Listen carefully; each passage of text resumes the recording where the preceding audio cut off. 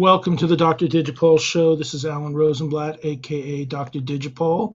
We have got a very cool show today. I've got Michael Bassetta, who I'm going to put up on the screen right now. Michael is a PhD student at, I believe it's the University of Copenhagen, and the host of the podcast Social Media and Politics. So as you might imagine, Michael and I have very similar interests and passions and even activities surrounding them. So I was a guest on Michael's show, or was interviewed for Michael's show recently, and he'll be posting that next week, so you get to hear that. But for today, we're going to talk to Michael. Welcome, Michael. How are you today? Thank you very much. Glad to be here, Alan. You have a very fancy microphone there. Yes, this is all for the podcast. I got a little sticker here for promotion, so everybody go and check it out. So if you just Google Social Media and Politics Podcast, you'll find it. Michael Bassetta, Bossetta. So Michael, you've been in Europe for how long now? About 5 years in total. A little bit of back and forth across the pond, but yeah, about 5 years. And what got you interested in social media and politics? It's not necessarily what everybody focuses on, although I think they should. Yeah. Well, I think for me, it's kind of an interesting life position that I'm in, which is I think I kind of grew up on the curve of social media. So I remember joining Facebook in 2005 when I was a junior in high school, and kind of right at the same time my social life was picking up, and it kind of got more advanced as I was in college, and you were joining groups, and I've seen it kind of transform. And in terms of the political angle, I mean, social media hasn't always been very political. It was originally a lot about social networks, but then with Facebook's news feed and the way they've been tweaking their algorithms to show more news and more political news to drive engagement. Obviously, I think the 2016 elections in the States have really kind of brought that to the fore. But it's something that I just, I think researchers like to study things that are kind of, interesting for them, and something that's very kind of personal. And I think social media is that for me. And the politics angle just kind of came. I did my master's in European studies, and was focusing on far-right parties in Sweden. And from there, kind of made the jump into full-scale political science. So Interesting. A mix of just kind of situation and current events, but also technological innovation. So kind of perfect storm in that sense. So I was rolling through some of the past shows that you've done on your podcast, and you definitely have a European flavor to it, because you have access to some really smart people over there in Europe that know a lot about this, and so that's why I wanted you on the show, to sort of tap into your insights being there in Europe, as we've seen some really incredible intersections between social media and politics. First with the Brexit vote in the UK, then to some degree with the Netherlands vote, with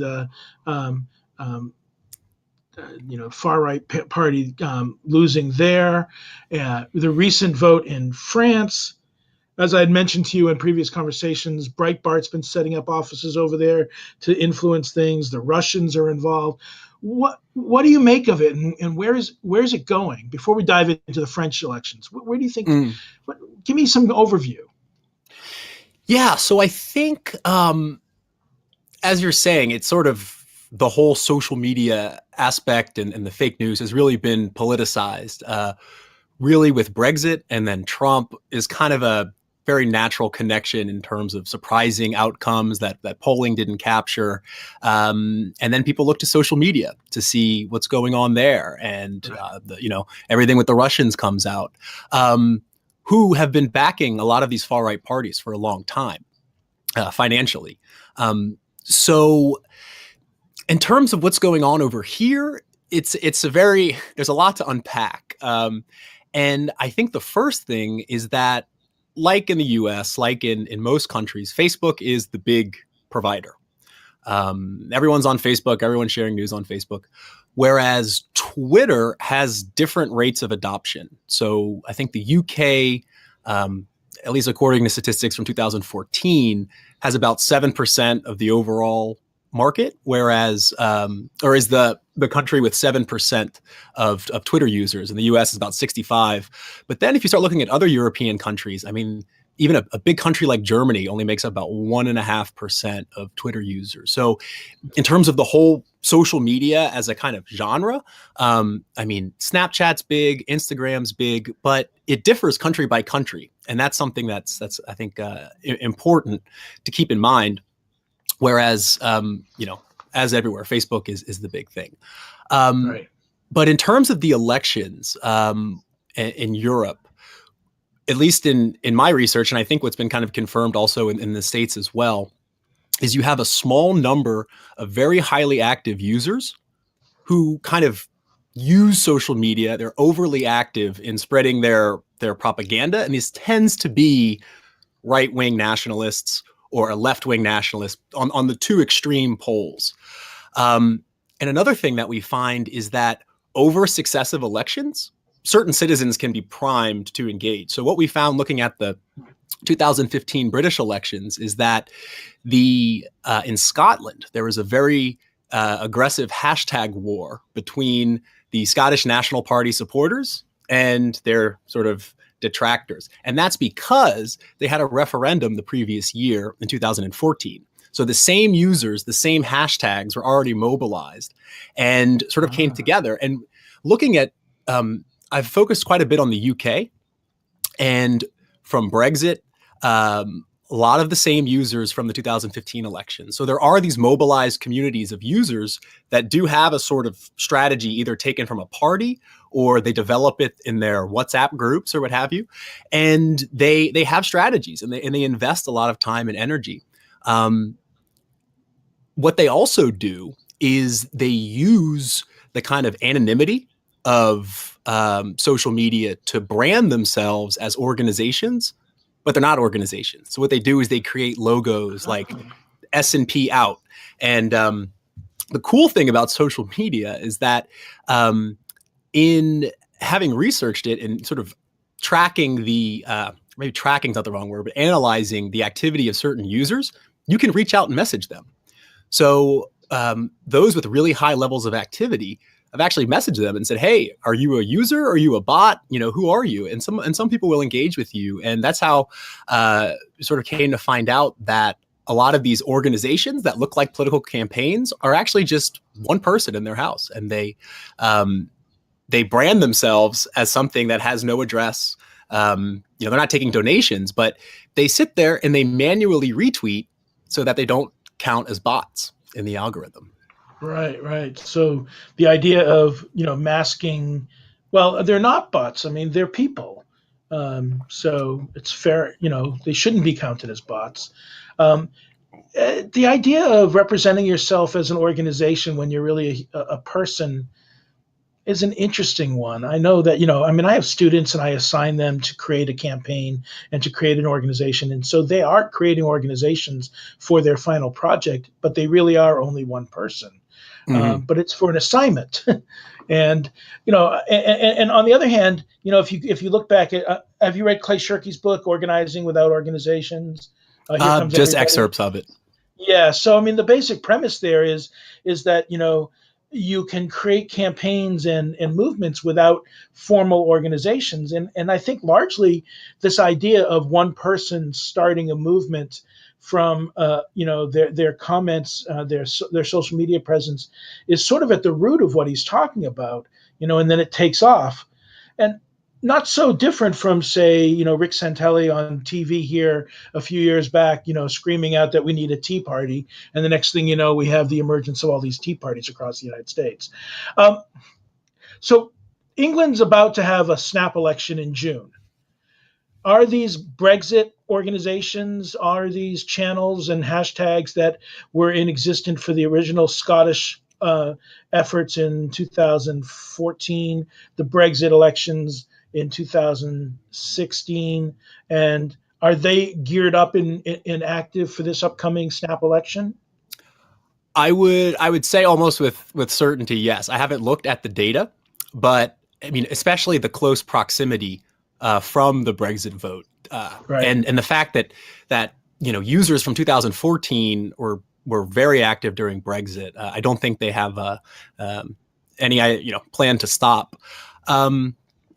What I would say is that one interesting thing that some colleagues of mine from Lund, which is over in Sweden, and Copenhagen, we recently worked on a project with looking at Brexit Facebook comments. And our sort of research question was, do users do they comment on media pages first? So the sort of mass media Facebook pages from The Sun, from The Guardian, from all of these different outlets, and then looking at the campaign pages. And we trace the user IDs to trace their activity across different groups. And what we found was that after the Brexit vote, activity was the highest. And our sort of overall conclusion was that political controversy is what drives engagement online, not so much campaigning. So what we found is that basically, if you look at the graph, there's a huge spike in June, which was the month of the referendum. And then after that huge spike was sustained. And looking at the content of those comments, I mean, it's all about the Leave EU voters kind of taunting the Remain voters. And that was sustained. We stopped our data collection at the US election. But the sort of political conversations online weren't happening before Brexit. They were much higher after Brexit. So I think because this snap election is so close to Brexit, and the sort of controversy hasn't died, Remain voters are still calling for a second referendum. I would expect the activity to be very high. At the same time, this election isn't as close as Brexit or 2015. So in the 2015 elections, it was really neck and neck between the sort of center-left Labour and the center-right Conservatives. The Conservatives ended up getting a surprising majority, but the polls were neck and neck until the day of the vote. So that drove a lot of conversation. Same with Brexit. The sort of polls started narrowing towards the end, driving a lot of conversation. In this election, the Conservatives are expected to win by a landslide, and recent local elections kind of gave a taste of that, where the Conservatives are making a huge power grab for seats that were primarily Labour. And more importantly, and I think more interestingly, they are really stomping out the UK Independence Party, which is kind of one of their long-term goals. So what you have is a lot of UKIP voters who were primarily the ones that were active, very, very much more active than Remain voters or moderate Leave voters. And they are turning to vote for the Conservatives because they want to see Brexit happen. So they say they're going to vote Conservative and then switch back to UKIP. But UKIP's dropped down to polling to about 6%, where they had much more momentum before. They got about 13 in 2015. So what the Conservatives has essentially done is basically make this power grab, running with the UKIP or the Brexit momentum, and I mean they're gonna have quite a big majority. And interestingly, the next election was supposed to be in 2020. Now it's going to be in 2022. So they bought themselves an extra 2 years with a very large majority, if the polls are correct, which they now. I mean, this is an interesting dynamic because it's a parliamentary system as opposed to, U.S.'s winner-take-all system. So as the UKIP voters move to vote for the Conservatives, they don't have the opportunity to split their ticket. And so every time they reinforce the Conservative vote, they take away seats from UKIP. Right, but it is still actually first past the post in Britain, which caused a lot of controversy because UKIP got 13.6% of the popular vote in the 2015 elections, and they only got one seat in the parliament because they were beaten out in all these different districts. Wow.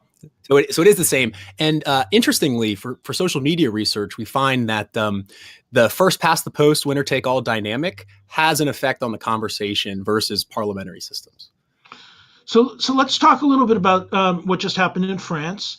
Macron was able to beat Le Pen. Le Pen only pulled 35% of the vote.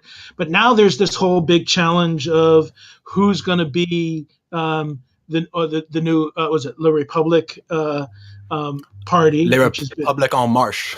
Yeah. En Marche, right. Yeah. And they have to come up with 570 parliamentarians, half of which they say will be women, and half which they say will be not brand new to Parliament. And there's this big rush from the Socialist Party, people trying to join the new winning party, and this balance that Macron has to face in terms of not appearing like he's just a new face on an old government. What's going on there? Well, what do you see, especially with regard to social media here? Right. So I would have to say that my knowledge of French politics isn't so broad, predominantly because I can't speak French, and a lot of the conversation goes on in French. And I've done a bit of, reading up because I've just done a couple of podcast episodes on the French elections. And to be honest, I don't know how this is going to work out, because I don't know if they can field an entire sort of lineup for the elections. My impression about the gender aspect is, one of the main stories that I personally saw reading a lot of the news on Twitter and on Facebook was about, the fact that Macron, his wife is so much older than him, which apparently drew a lot of female voters. So maybe he's kind of running with that momentum. I really don't know. But in terms of social media, I think this is a problem for researchers, especially in Europe, where you have all these different languages. It's very, a lot of people end up doing case studies on those languages that they can speak. So right. French, unfortunately, is not one for me. But in terms of the legislative elections, I don't know. It's one of these things where maybe it's a bit similar to Donald Trump when he set up the greatagain.gov website to recruit talent because he didn't have enough to fill an administration. So we'll see. But he knew the best people. Yeah, I mean, he was able to patch something together. But Macron's got a tight time limit. I think it's about 1 month.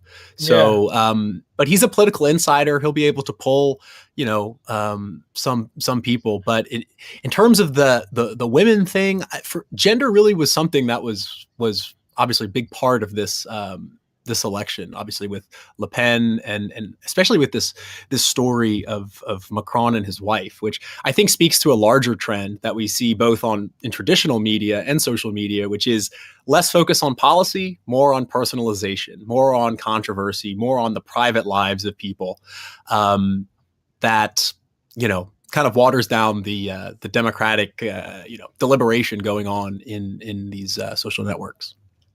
And what are you hearing about the German elections? They're still a ways away. Yeah, the German elections. So this was kind of the crown jewel. So there was Brexit, there was Trump's victory, and then you had the Dutch elections, which had Geert Wilders gotten a majority. So in that case, you had a parliamentary system with 28 parties running in the election. So kind of crazy to think about all those different platforms being advocated. I think 14 or so got seats. But the whole narrative was, first, even if Geert Wilders had won, he would have been sort of blocked out of forming, of governing, because nobody would have formed a party with him. Right, exactly. But a government with him. Exactly. But the most dangerous thing is, in terms of the future of the EU, is had Geert Wilders won, it would have continued that narrative of surprising victories, the far right, anti-immigration, anti-globalization, all of these things. So that fire was kind of put out. And then I think what's important to remember is that the media over time, since the 70s and the kind of decline of the broadcast era and the rise of commercialization, has been focused on this very controversial reporting, this spectacularizing politics.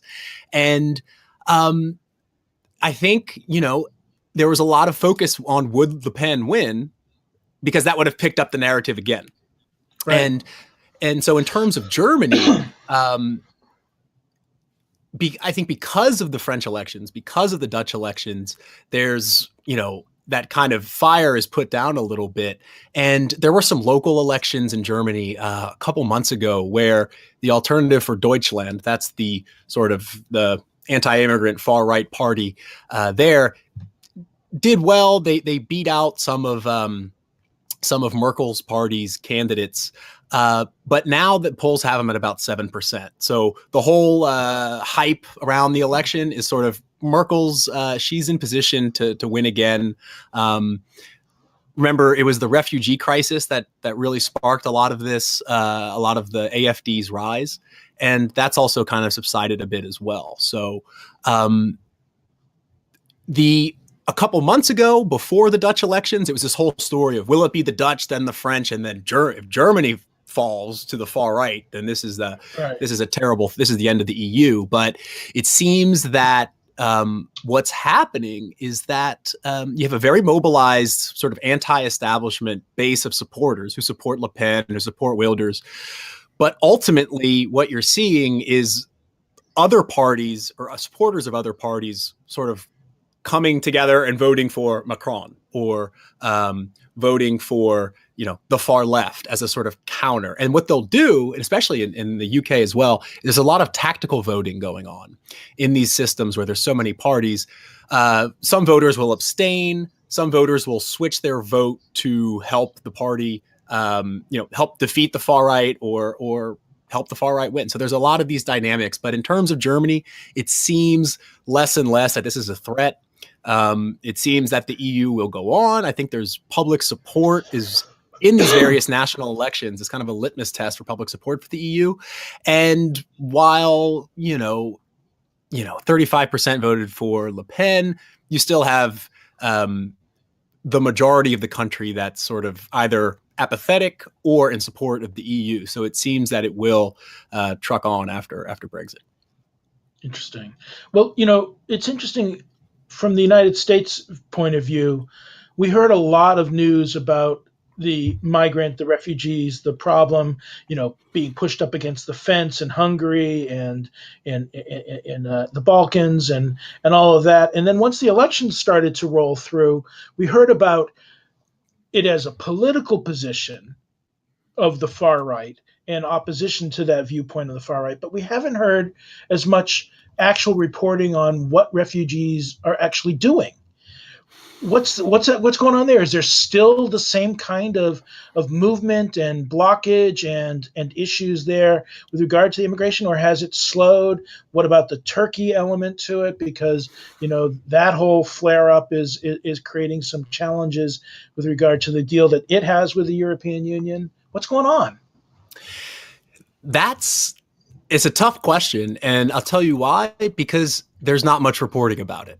It's really not. It was a huge deal. I would say so. I'm in Copenhagen and in Denmark, which weathered that refugee crisis through a mixture of, on the one hand, being next to Sweden, which had open arms to the refugees, and actually what the Danish government was doing is they were sponsoring advertisements in Libya, spreading it around the Middle East in Arabic, and saying, don't come here, or if you do, here's the way to Sweden. So what they were doing is they were actually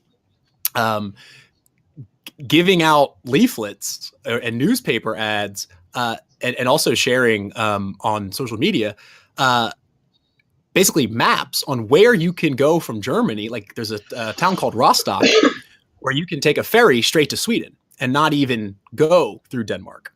So they really. So it isn't even about going to the bridge to Malmo. It's no, they don't. Well, bypass that altogether. And that's the thing. So they have border controls set up between Sweden and Denmark, where if you're going from Denmark into Sweden, you get your ID checked, but if you go the other way, you don't. So, and that's been going on for months. And I think they catch something like, it's like 99.7% of the traffic is non-refugees now, but they still have the border controls. So it's a big, and it's causing a lot of controversy because Sweden is a huge country and the rules are made in Stockholm, but the people in southern Sweden feel that their voice hasn't been heard. But in terms, because Malmo does have a large Arab population. Yes. And that's the city right on the other side of the bridge from Denmark. Mm-hmm. Well, and they're still resistant. Yes. Well, the thing is that if Sweden, and this is getting into the kind of the mindset of Swedes, which is they very much internalize and are very proud of their tolerant, open reputation. The sort of national identity of Sweden is to be un-Swedish, at least openly and in public. So, if you go to Malmo, you'll see a lot of welcome refugees stickers still on the wall. There's what you see also in Denmark. You have these neighborhoods. I used to live in one where you have a lot of Muslim refugees from the 70s, from when they were sort of labor migrants that have, over time brought their families as they got more power in the political system. And these also in Berlin, you have them, like in Kreuzberg, really all over Europe. You have these neighborhoods that are immigrant dense, but also a very cool cultural place to live. So you have a lot of kind of hipsters that hang out in those areas. And that's something that you see a lot. In Malmo, I would characterize as that there's a large immigrant population, not just from Muslim countries. I think there's something like it's anywhere between 150 to 300 different nationalities. I forget the exact figure. But there's a lot of Swedes who move to Malmo in order to live in that environment. Stockholm is seen as something very posh. It's very materialistic, whereas Malmo is sort of the alternative city in Sweden to live. It's very strong on gender rights, very strong feminist movement, almost a militant feminist movement. And for some reason, these ideas and living in sort of multicultural, areas is very popular. So this sort of what you're describing, post-racial, post-ethnic kind of mindsets. In the United States, we tend to focus on sort of the generational aspects of that. Millennials tend to be that much more of that mindset. Is it the same in Europe? Is the differentiation between millennials and non-millennials, older generations, as we see it here in the United States? Does it play out the same way in Europe? Definitely. And I think there's a number of factors there. One is a lot of times the rent in these communities tends to be lower. So this draws in students. This draws in, again, that kind of hipster crowd. But right. Having lived in one of those areas, and now I live in, about 10 minutes away by bike. Copenhagen's a small city. And I would prefer to be living where I was. And the reason being is you have a lot of very cool bars. You don't have these big industrial grocery stores. You have more of the local, generally from Pakistan and Afghanistan, I believe, who are selling fresher produce at cheaper prices. Kind of like New York City street corners. Yeah, exactly. The exact same. You have the kebab shops, which are delicious and much cheaper than anything you'll find in Copenhagen. So there is definitely a charm to these areas, which is, a lot of the media reports about no-go zones, and there are certain areas in certain parts of Europe that are very, very I hesitate on using the word extremist, but very sort of bringing their culture and not resisting integration. But right. There's also very many areas that are very vibrant cultural, multicultural centers. And again, it's if you're going to go out in Copenhagen, that part of town, Nørrebro, very cool. It's my favorite place to go out. And you don't have you might see people wearing a dress from the Middle East, sort of, garb, and you might see burqas, but there is no feeling of threat. There's very, very low crime, which also has to do with, regulations and gun control and those types of things. But in terms of the generational gap, gun control reduces crime. Well, I wouldn't say gun control reduces crime, but there's just objectively less guns in Denmark. So if there was to be a shooting, it would make front page news. I think you might have, and not just in terms of guns, but in terms of murders. There's very, very low rate. The crime here is very petty theft, bike stealing, stuff like that. But in terms of the generational question, the generational divide, what you see is you have sort of first generation migrants who might retain their culture and their religious beliefs.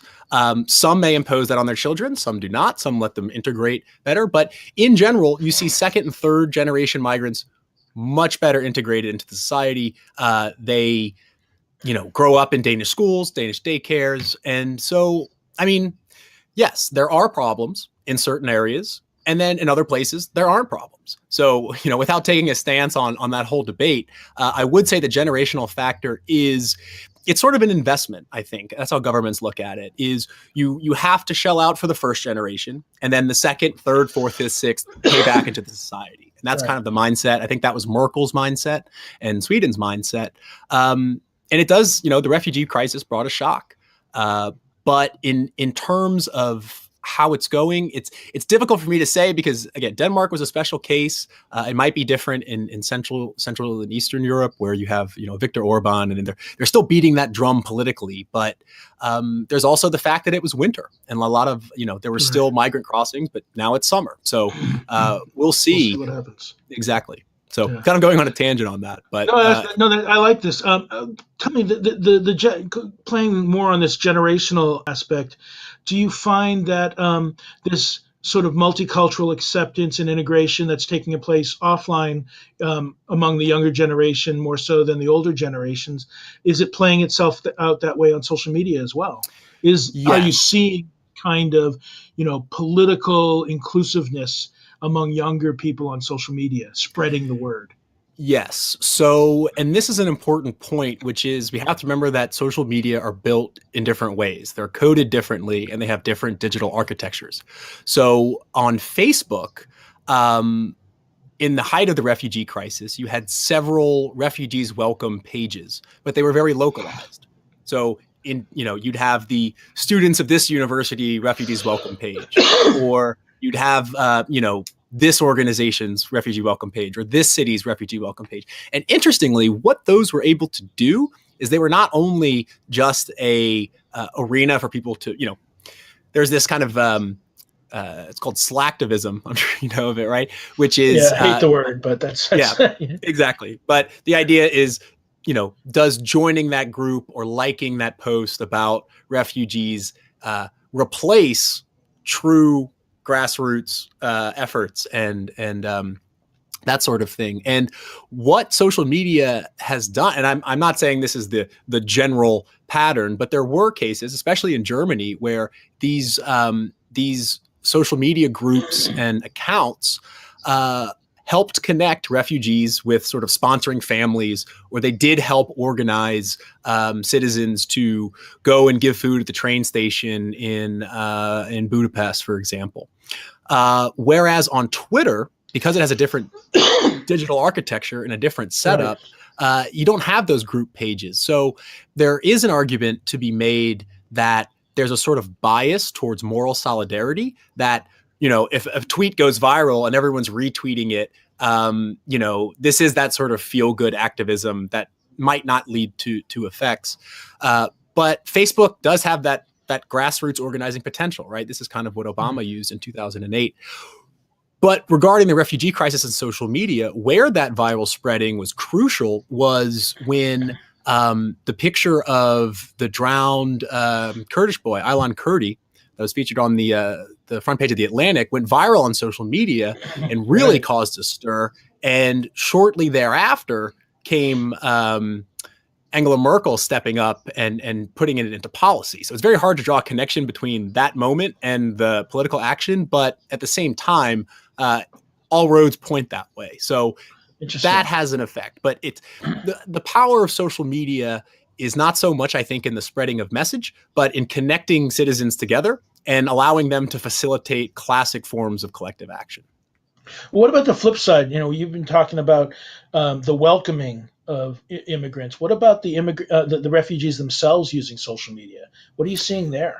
So I'm not so well versed in that. What I do know from some of my interviews from the podcast is that there have That's a been great wealth of information. yeah, it is. Yeah. There have been I think in Denmark there were I believe it was in Denmark there were two immigrants who sort of used their social media following that they built, sort of making political statements about the whole refugee crisis, and tried to sort of use that for building a political party, which is pretty easy to do comparatively in a sort of fractured multi-party system like Denmark, where in the U.S. you're not going to create a pro-refugees party. You can't create a Green Party.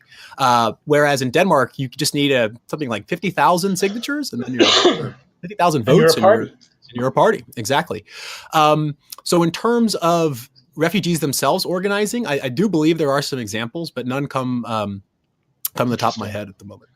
And to what extent are the anti-refugee, anti-immigrant organizations in Europe? You talked about them in the UK. Are we seeing the same kind of social media activity in Europe that we were seeing in the UK? I would say yes, and the same thing applies for the pro refugee supporters, which is the power in social media is connecting these groups. So you can have right wing nationalist groups that use social media to organize riots or violence, whatever. Although they're probably taking place on networks like WhatsApp or encrypted apps like Wicker.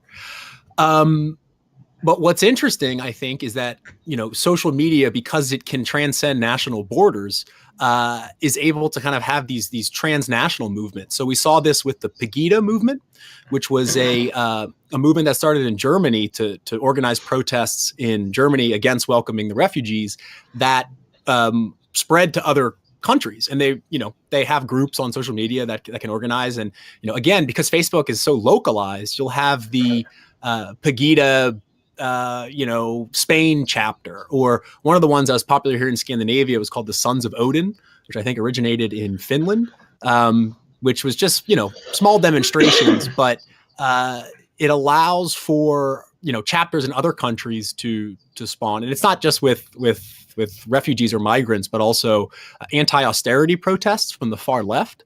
Those popped up in Spain and Greece and Portugal, these countries that were hit hard by the economic crisis. And what they can do is they can kind of go from the national level to a more transnational level. Although it doesn't seem to be that effective, but it does allow for that kind of cross-pollination of the message across different countries. Yeah, we're seeing similar kinds of things here with the indivisible movement in this country. And I really like your analysis of the way Facebook has that, because it's so localized, it has that online offline integration sort of as a natural function of it. But yeah, go ahead. I was just saying, you're right, but it's important to remember that these are calculated decisions in the code. Right. I mean, if you think back 3, 4, 5 years, this whole community group pages weren't so popular, but this has been something they changed them around tremendously in terms of the functionality. You can now add people to it without their permission, and then they opt out if they want to. Used to have to be that they would ask to join, and you have this public, private, and secret structure, which I find very fascinating. Exactly. Yeah. And I think, and even going one step back, is remember that, Facebook is a market-driven platform. And one function of these communities is not only to drive engagement by people feeling closer or sharing an interest, what we call issue publics in academia, but also that, and I know this because I'm in all these different podcast groups, that, I get a notification every time someone posts something. That's the default. And that causes me to go to Facebook and click on that to close it down. And I should change that. But I think myself, like most users, don't actually go and take that step. So that community structure is both a kind of, a way to connect people, but it's also a way to drive engagement to the platform. Yeah, it's interesting. Well, obviously, the notification function on Facebook Live was a major factor in Trump driving 2.1 billion video views during the election. That's Yeah. phenomenal. Which But is again, let's just want to say that sharing, I'm sure if you broke it down in terms of the other users, I mean, the other activity of those users, it'd be a very similar pattern to the UK, which is it's the activists that are sharing. It's not so much the moderate voters. So it's that same dynamic where you just need a small number of active users and you can grow your base, and then you catch more activists, and it spirals. Yep, so you can hit 1 million people with just a few hundred tweeters or just a few hundred Facebook posters. You can reach 1 million or more people, and that's substantial. Now, you mentioned Instagram, you've mentioned Snapchat, and you've mentioned WhatsApp, and I'm curious to know how you see the three of them being used, and along the lines of, what are people doing with them, and how does that tie back to the coding architecture of those platforms? Yeah, so I think the biggest distinction, between those, and a sort of hierarchy would, I think, be, WhatsApp and then Snapchat and then Instagram, is that these are pretty private networks. You don't have, I mean, Instagram has a feed, but it's not at the same breadth or scope of the Facebook Right, you can't feed. share something to your audience. You can only like it or share it directly to people in your list. Exactly. So this is something that, I mean, this was Snapchat's original market niche, I think, was that it didn't have that feed. It was private. The few studies that are on Snapchat is about relationship building and interpersonal networks. And they find that, Snapchat communication is among very, very close ties, close friends, has this trust building aspect. And so that's built into the code. I think you could previously share on Instagram, but that was cut out. WhatsApp is the most private, and it's very difficult as researchers to understand those because we can't access that data. So what people do is they ask for permission to infiltrate those groups. I wouldn't say infiltrate. Journalists infiltrate those groups and report about what's going on. But to answer your question, in terms of the coding, it has a lot to do with the broadcast feed. And if we think about, Facebook, you have this sort of dyadic friend relationship where if you send a friend request, a person has to accept that in order to be a friend. On Twitter, you don't have that. And this has very, very significant implications for the type of network you have. Whereas on Facebook, it mimics your offline network. Whereas on Twitter, you can build your own. And what that means is that everyone's network on Facebook is very different. So if you are living in a rural community, you don't travel much. If you're in Europe and you haven't taken advantage of the Erasmus study abroad program, for example, the people in your network are probably going to have similar values and similar interests to you. Whereas if you travel a lot, if you have moved for jobs, for whatever reason, if you can diversify your network. But for those that don't travel so much offline, or don't have friends that are outside of their sort of, home community, first of all, their interests are going to be very similar. Likely, political interests might be very similar as well. And this has an effect for what they see in their feeds. So there is that kind of offline online connection also in terms of the networks, but that's because of the way that the rules are governed in terms of how the network is formed. Do you find that people in Europe are using WhatsApp for organizing? Okay, so I have to be honest and say WhatsApp is the platform that I don't use really at all. I have it, but I have few friends. What's interesting, I use it occasionally to talk to my friends in Europe. You're right, my exactly. friends who travel. So there's an interesting idea here, which is Europe probably has, WhatsApp is probably so popular in Europe because now the EU has changed their roaming regulations. I think was it this year or last year? But before that, you had very, very high charges to text someone across national lines. Right. So and that's why we use WhatsApp to bypass that. Exactly. And that's why, like in the US, there's not really a reason to use WhatsApp because you can just text and you're on AT&T or Verizon or whatever. Right. But if my friend goes abroad, it costs money to text them, so I use WhatsApp. Right. And so think about in Europe, what the EU, one of its initiatives is to create sort of regionalization. So what you have where I live, for example, is you have a lot of people of Danish citizens who live in Malmo. And this is because cars are cheaper, houses are cheaper. If you're a Dane who has a non-Danish partner, and you're under 24, there's certain benefits from living in Sweden. They have all these tax incentives, et cetera. Taxes are cheaper in Sweden. But if you're a Dane living in southern Sweden and you commute in every day and you want to text your parents who live in Denmark, 30 minutes, 45 minutes by train, that's going to cost you money. So WhatsApp is a way to sort of bypass that. Right. And I think that's why it's been so popular in Europe. And, I was in Amsterdam recently and everyone is on WhatsApp. Every phone I saw was on WhatsApp. But it's something that I just, now the roaming charges are less. And I use, Facebook Messenger for the same reason, because it has that transnationalization aspect to it.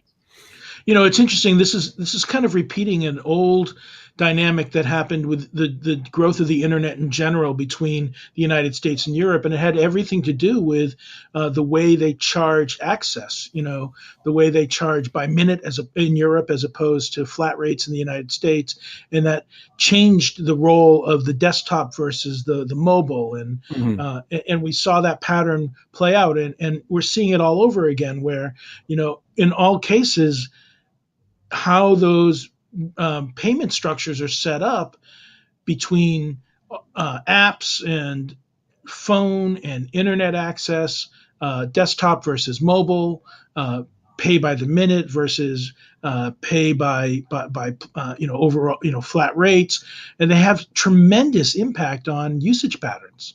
Yeah, I mean, and it's the same with that digital architectures argument, which is structures can guide or even govern actors' behavior. This kind of structure agency debate.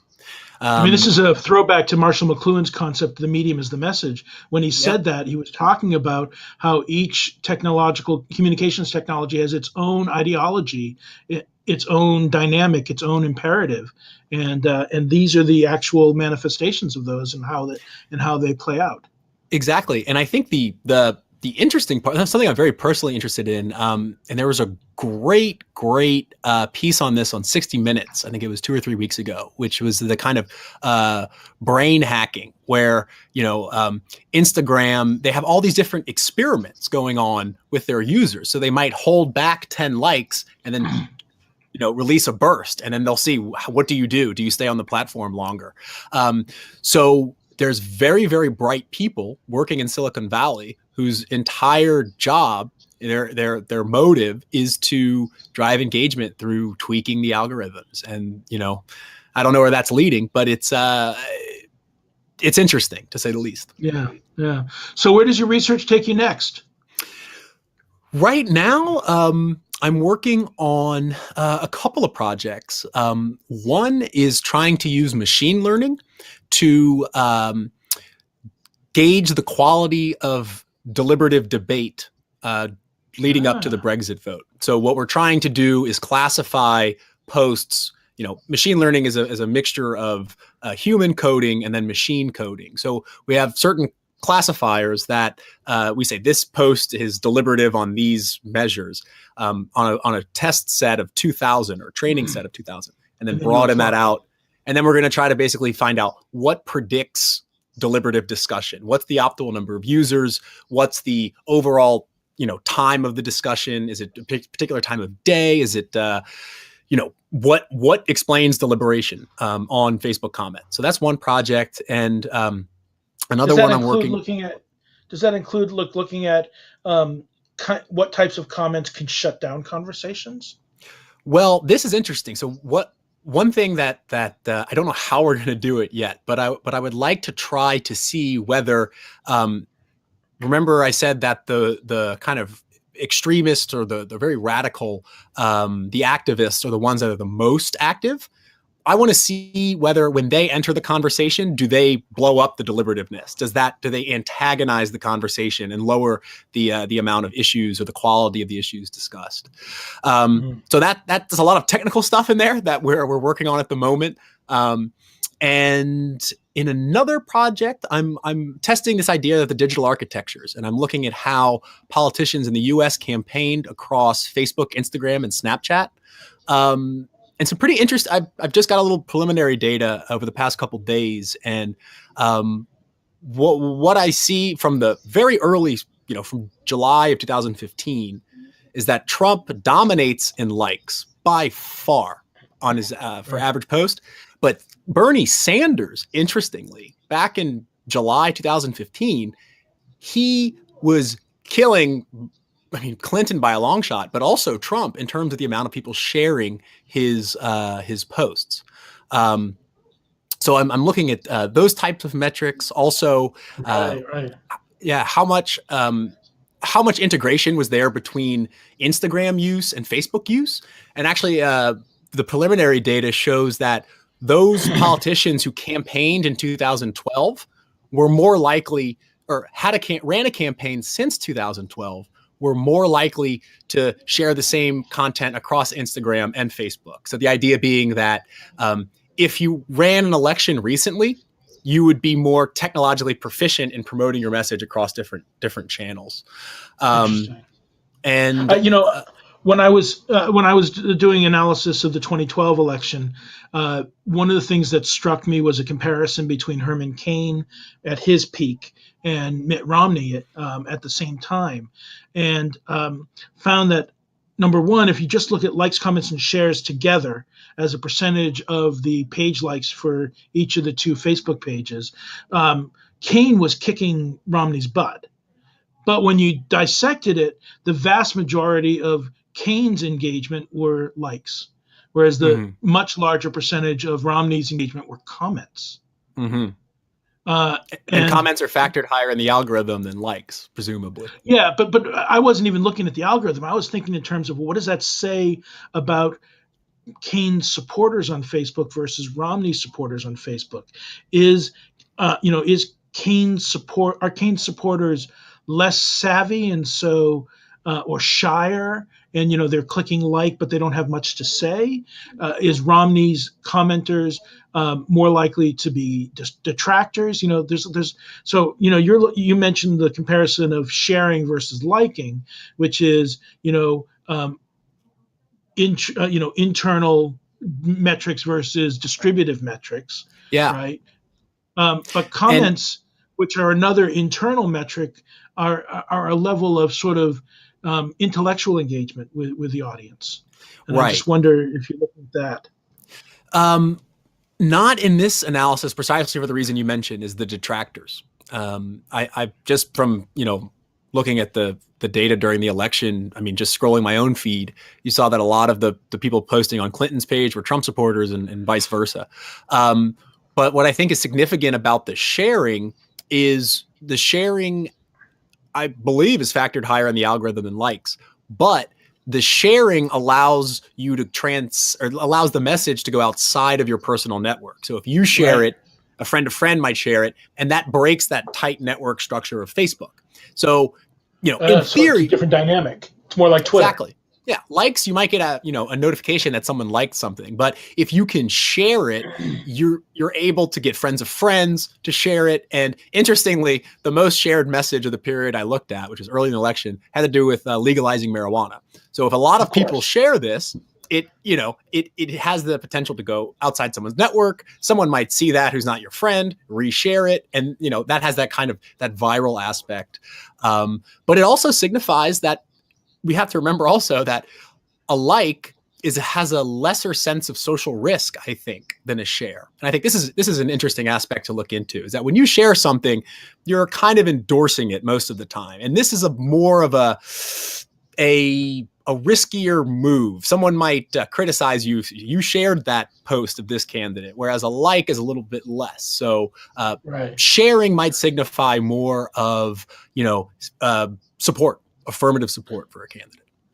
Are you able to discern now that the liking on Facebook posts allow you to differentiate the emoticons, like, love, that stuff? And this week they just implemented that level of emoticons at the comment level as well. Yeah. Are you Yeah. looking at that? Not at the moment. I mean, this is the thing with social media is there's so many things to look at. It's very difficult. Yeah. Even when you have to pick something for a study, your brain's like, there's so many other things to test.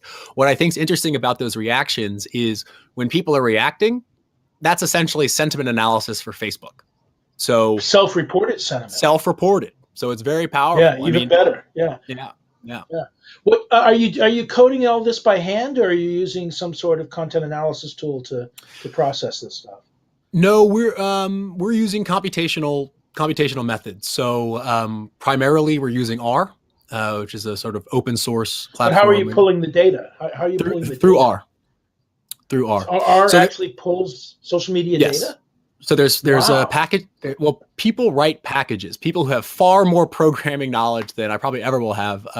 For example, Pablo Barbera, who's just starting up at the LSE, he's created a package called R Facebook, where you can pull all social media data from any public Facebook page. I plan to set up a video blog on Facebook where I'm going to demonstrate how to do that. It's very simple. The difficult part comes in when you want to start analyzing that data, when you have to clean out all the typos, when you have to process and use machine learning. Sure. I mean, but and this is why you have a lot of physicists and computer scientists that are getting into social scientists, because they're modeling these things in very, very complex ways. Yeah. Well, please send me information on this R Facebook module. I'm very fascinated about it, and would love to be able to tinker with it. I just wanted to say that a lot of the consultant digital strategists that I've talked to, they use tools like SEMrush, Crimson Hexagon. These are a little bit they're fine for commercial use, I assume, but they're black boxes, and a lot of them have their own filtering mechanisms in there. Maybe the better the more you pay, the better you get. But I'm a big advocate of pulling the data yourself, because then you know exactly what you're doing. There may be some faults there, but you're in much better control of your data, and that takes more startup time, but it gives you better results. Well, I agree with you. Certainly when it comes to sentiment analysis, I most definitely agree with you. I'm using those kinds of platforms and looking at actual words that people are using in order to get deeper into the meaning, as opposed to sitting at that superficial sentiment level. But we will pull that data once we have the data set we want, and we'll extract it and do analysis on the data itself. So sure, it's what those platforms let you do. It's totally valid. When it comes to the academic publishing, that's where there's a lot of people using NetViz, for example, which for a period of time was shut down, came back, and so we really don't know what's going on. So if it's that really when it gets that precise at the academic level, where a couple of things can really throw off a predictor, then it's it's a very easy way to be challenged when you're presenting, put it that way. Yeah, most definitely. Our focus is to get that understanding of the range of the way people are talking about it, but then we'll turn to follow-up surveys and actually dig deep into those messaging to really unpack them in more conventional research method approaches. And I think the hybrid of the two is very nice. But certainly when you get down to that data science level, it becomes complicated with social media for typos, data access, all that stuff. Exactly. For example, if you're looking at what are the top 10 words used in this period, a program might generate that for you. But when you're in R, you want to be in control of your stop words. You might want to keep certain things and take out certain things tailored to what your research question is. Right. And so these tools are great to get that kind of snapshot and get the impression. But when you're really, really honing in on things, you want to be in direct control of exactly what you're doing and being able to manipulate what's going on. Well, I look forward to talking to you about the our Facebook stuff offline, and really want to thank you for spending an hour with us. This has been really fascinating.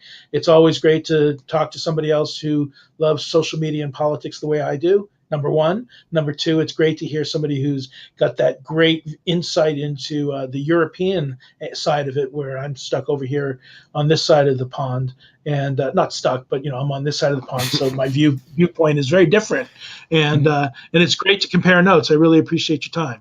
Yeah, Alan, thanks so much for having me on. I'm happy to come back anytime. Excellent. And this will be archived as soon as we hit end, and you'll be able to share it with all your friends and family. Awesome. All right, take care. I'm going to drop you off the screen. We're going to go to the wrap-up time, and as always, we're going to head bop on the way out. We'll see you again here on the Dr. DigiPol show, talking more about the intersection of digital and social media and politics. And until then, bye-bye.